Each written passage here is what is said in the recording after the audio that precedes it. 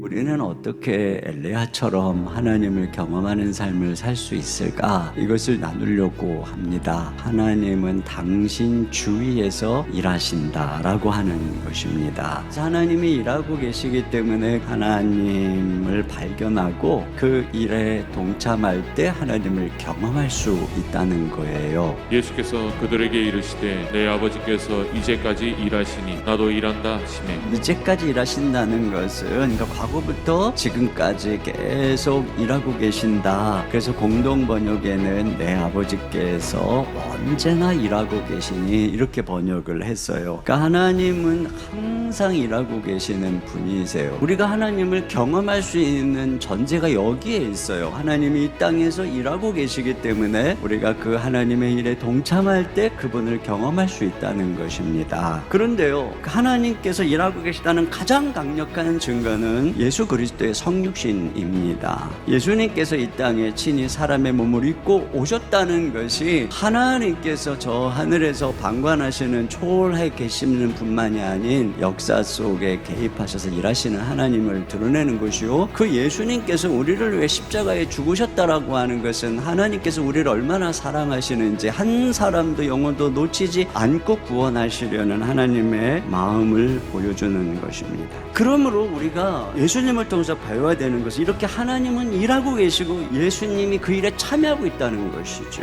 17절 하반절에 보니까 내 아버지께서 이제까지 일하시니 나도 일한다 라고 하는 것입니다. 그러니까 아버지의 일하심을 보고 예수님은 그 일에 참여를 하신 것이고 그러므로서 경험하시는 것입니다. 그러니까 오늘 우리가 하나님을 경험하려면 예수 그리스도를 통해서 일하고 계시는 하나님을 보아야 합니다. 그리고 참여해야 되는 것입니다. 두 번째로 중요한 것은 나를 향한 뜻이 아닌 주님의 뜻이 무엇인가를 물으라고 하는 것입니다. 우리가 하나님께 기도할 때 나를 향한 하나님의 뜻이 무엇인지 물어보지 말고 단지 주님의 뜻이 무엇인지 물어봐야 된다는 거예요. 아들이 아버지께서 하시는 일을 보지 않고는 아무것도 스스로 할 수 없나니. 우리가 나를 향한 뜻을 물어보는 것이 아니라 지금 일하고 계시는 아버지의 뜻, 아버지의 일을 물어봐야 된다는 것이에요. 너희가 도리어 말하기를 주의 뜻이면 우리가 살기도 하고 이것이나 저것을 하리라 할 것이거늘.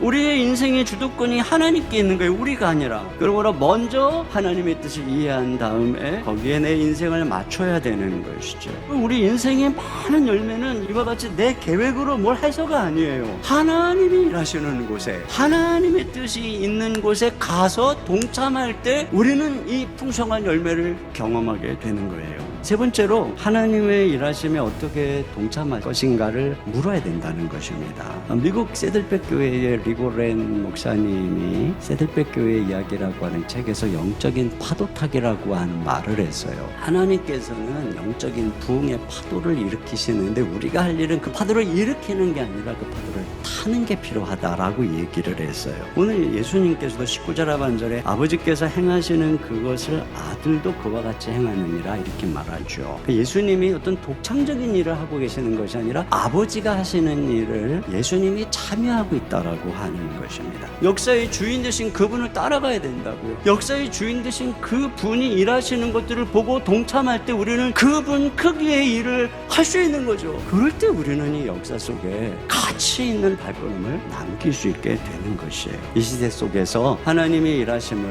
보고 거기에 동참함으로 하나님을 경험할 수 있는 우리 모두가 될 수 있기를 주님의 이름으로 축복합니다.